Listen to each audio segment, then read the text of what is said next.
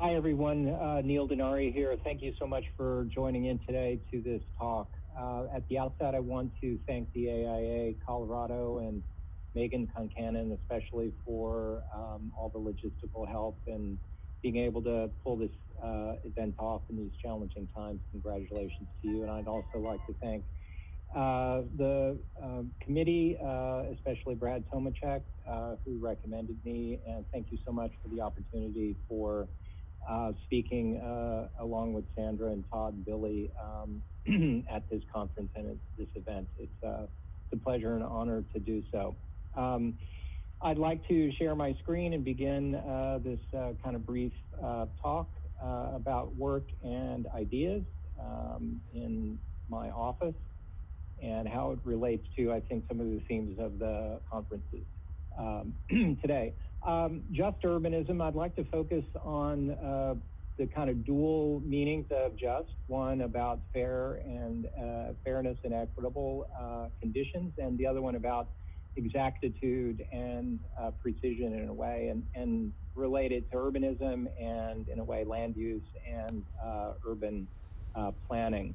I'll start the story here, although the story is much more deep and complex than what I can talk about here. The public land survey system of 1785, at the suggestion of Thomas Jefferson, known as the Jeffersonian grid, most commonly, decided against the metes and bounds ways to describe geography coming from England and turning it more into a geometric abstraction, which would be both an organizational idea in terms of equality, equal units and measures of land, which could be given away or sold, obviously. We know the history of that, a fraught history, as well as the idea that it's a precise way of measuring the land differently than the geographic sense. So there's a tense relationship between the idea of the fair and the idea of the exact in the beginning of American landscape. And after California was given states' rights in 1850, the PLSS was established across California as well. And just looking at this image, which we know from satellites, how irrigation and water, which is magically not present here, but which flows through infrastructure from other states, in fact, already gives us the idea that land ownership and how it's parceled and arrayed and who gets to own it is part of our long questioned history of politics and power and ownership. Those things are probably not at the within the scope of these comments to be able to address, but I wanted to put it out there kind of as a background because the grid in many respects comes to dominate ideas and logic in what I'm doing in my office, which is connected to Los Angeles and Los Angeles's urbanism. But as we know, the grid as an urban idea was used long before the American West was itself gridded here in the original plan of Philadelphia by Thomas Home in 1682. A democratic idea of a city, a democratic idea of a country, and the diagramming of that uses the grid to be able to create a kind of span of neutrality, shall we say. The neutrality is also at the same time marked here at the center where we know the City Hall of Philadelphia presently is now. It reminds one of chess, where the idea of two foes with a team of hierarchical power and importance plays out in a kind of abstract world, a Western idea of hierarchy. I could contrast and compare the Kyoto city grid, which was, of course, laid out long before Philadelphia and based on the importation of Chinese ideas of north-south planning on the feng shui concept, where the palace is not at the center, it's off-center. And I kind of relate that to the game of Go, a mysterious game. I do not play it. but know that it's about other kinds of strategies in this particular field, a truly horizontal world where one player sort of surrounds rather than overtakes or eliminates the players of chess. There is some deep relationship to the nature of the grid and the nature of the way infrastructure works to articulate those grids in terms of geometry with the radial irrigation systems, which are so striking.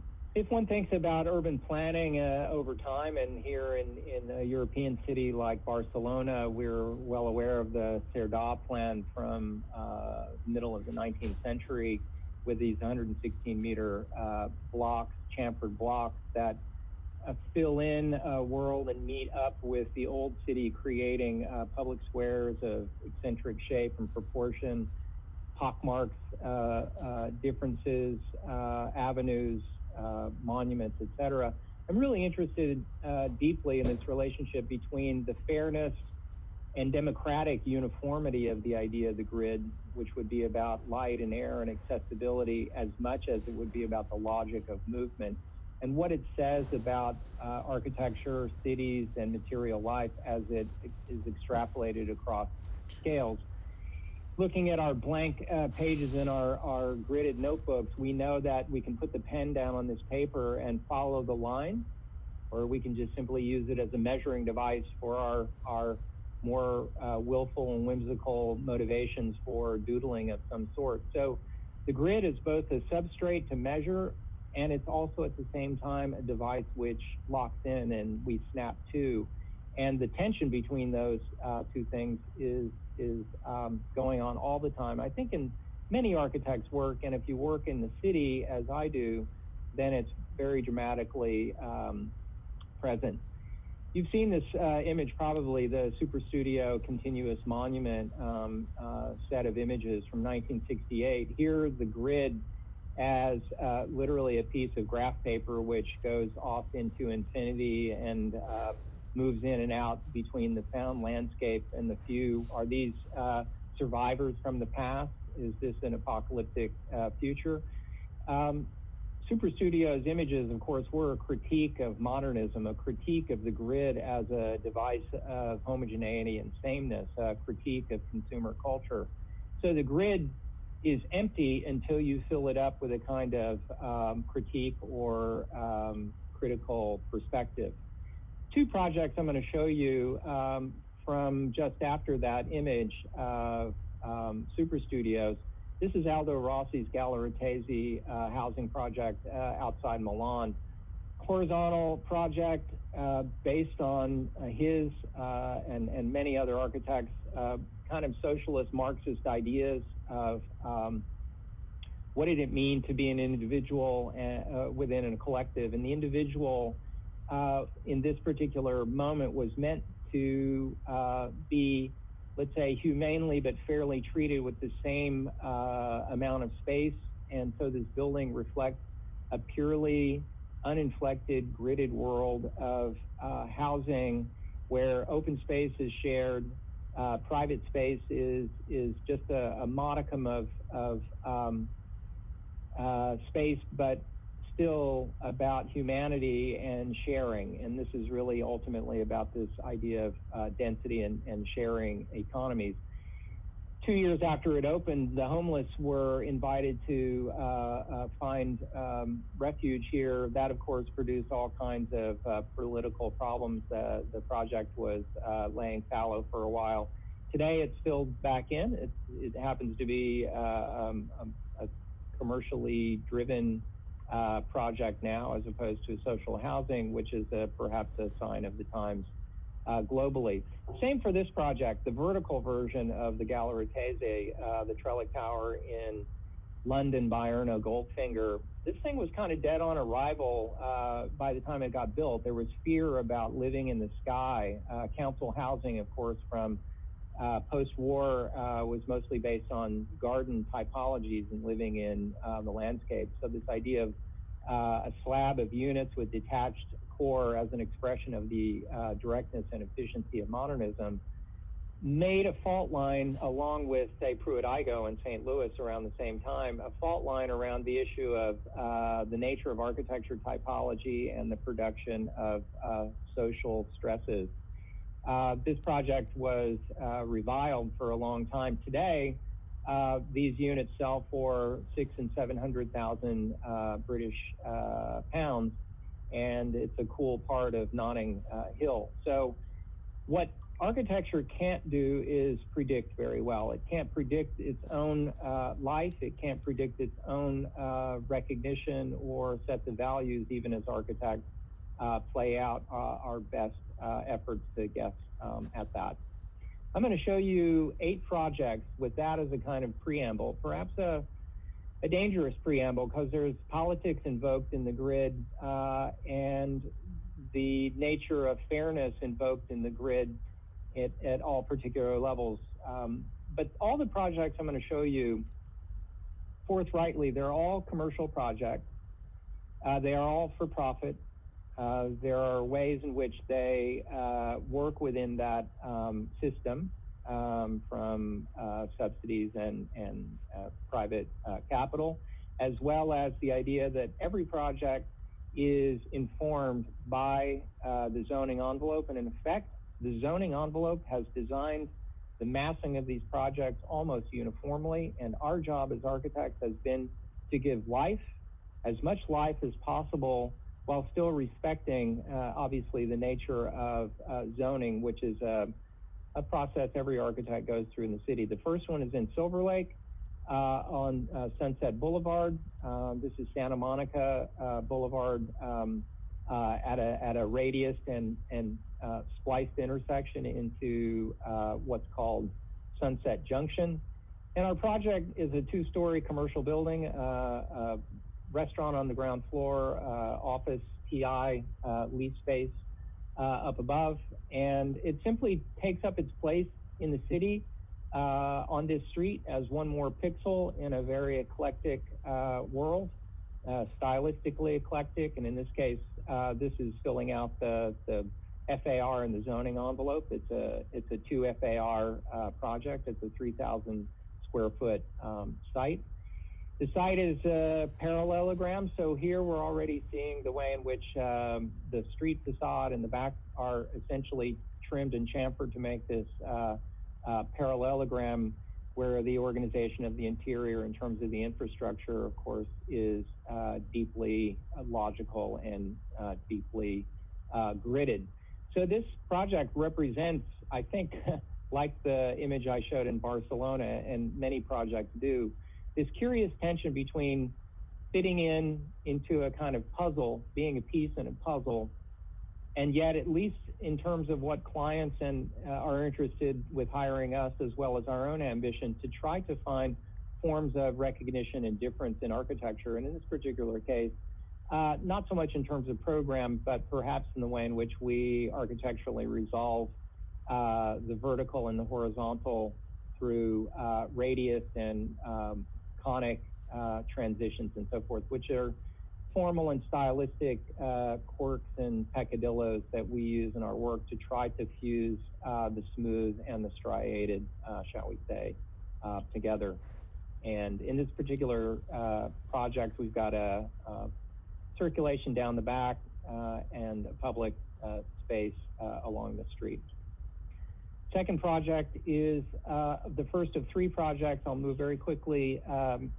For 3 projects along a boulevard, a major boulevard that runs east-west in Los Angeles. You see here in this image that zoning along boulevards, of course, is commercial. Generally, the lots are 150 feet deep, sometimes 100 feet deep, and they're pockmarked with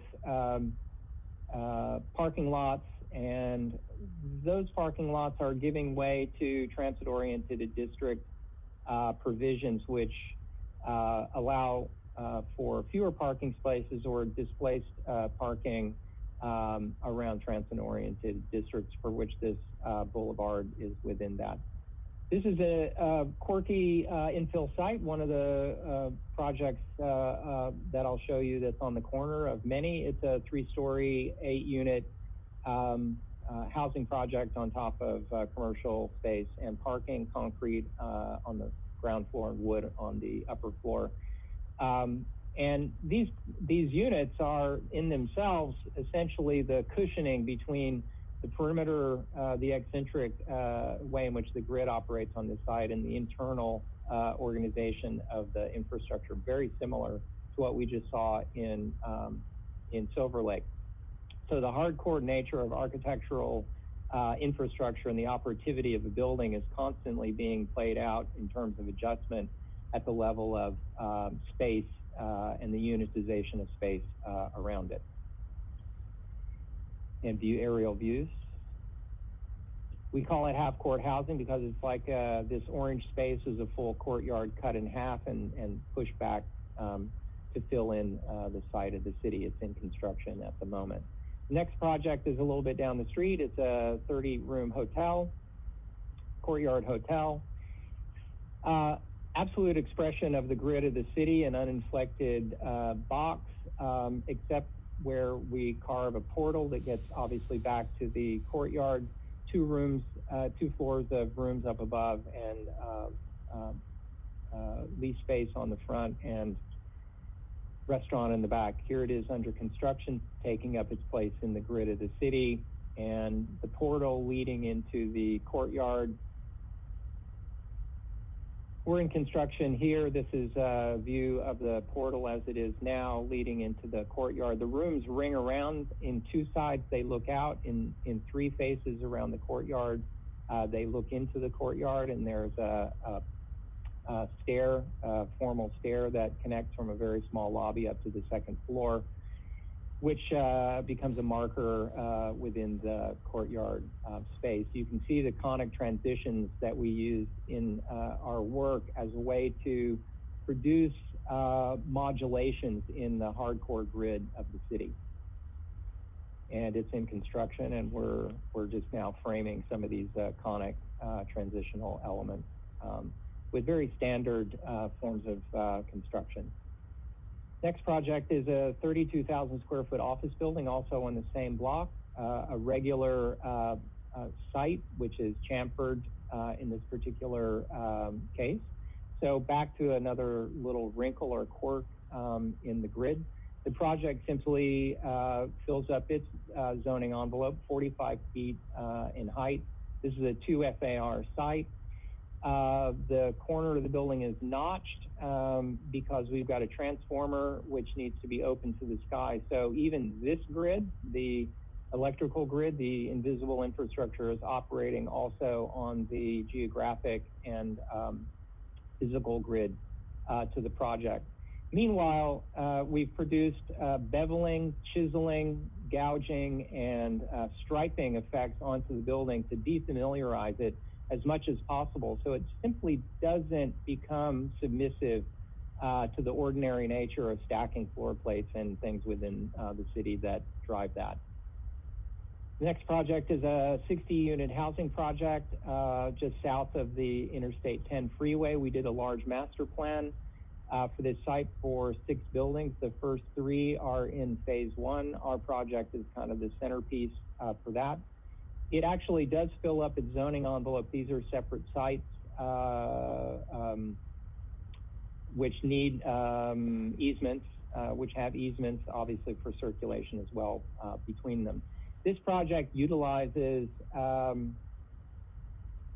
quirky arrangement of a hybrid between a linear building and a center core building where we've got units that face all 4 directions, and most of the vitality of the formal aspect of the building are in these butterfly cantilevers that cantilever 8 feet, as well as embossed facade, which essentially dramatizes, but in a somewhat eccentric way, the gridded nature of the building, taking up its program internally as well as its position in the field of the city. Next project is in Beverly Hills. It's another corner project.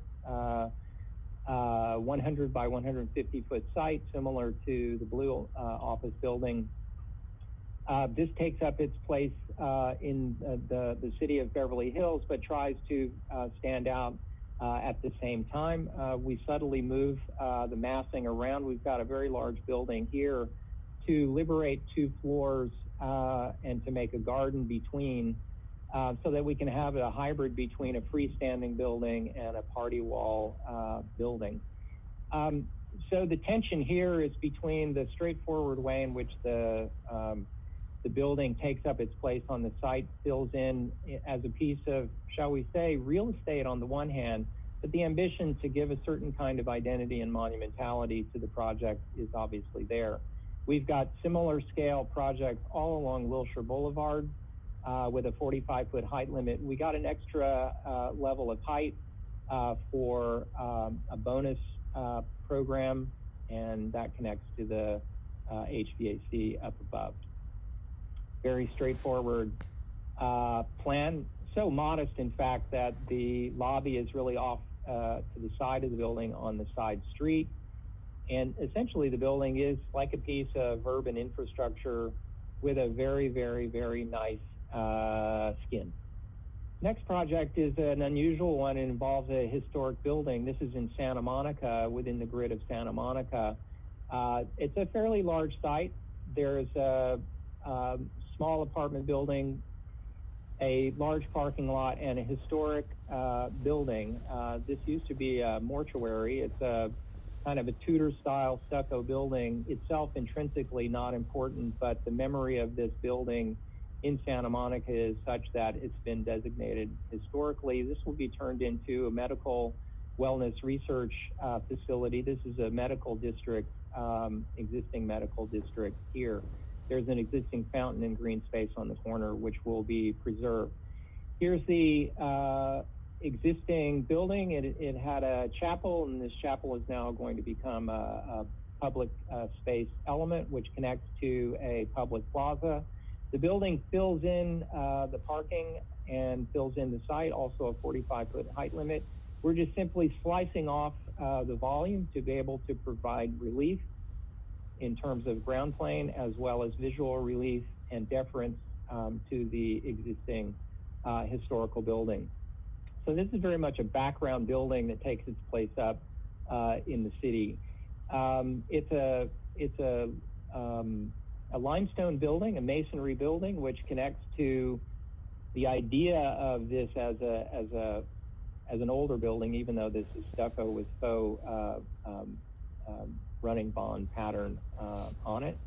And here's a view of the public space on the street in Santa Monica. The last project I'll show you is a 70,000 square foot boutique hotel in West Hollywood. West Hollywood actually ends here. You wouldn't know it. This is Los Angeles and this is West Hollywood. So this is really a gateway to West Hollywood on the eastern end of the site. It lies just south of Santa Monica Boulevard and a major boulevard of La Brea.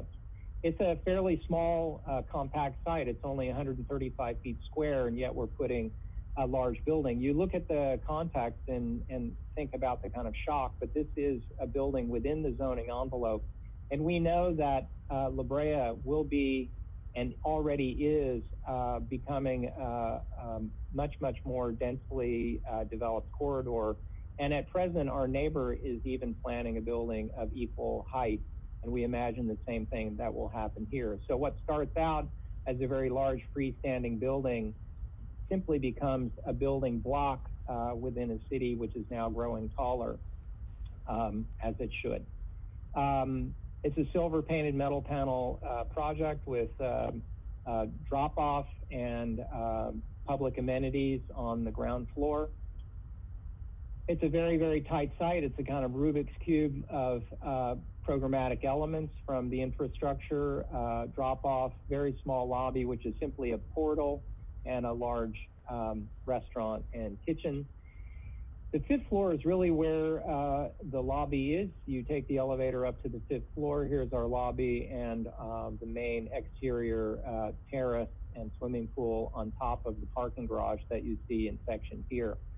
The urbanity of the project is articulated by the fact that we've got hotel rooms that insulate and push the parking to the back of the site, producing an L-shaped section that you see here. But remember, next door, we will have a building of equal height. So this will really become primarily a single west-facing facade in the city.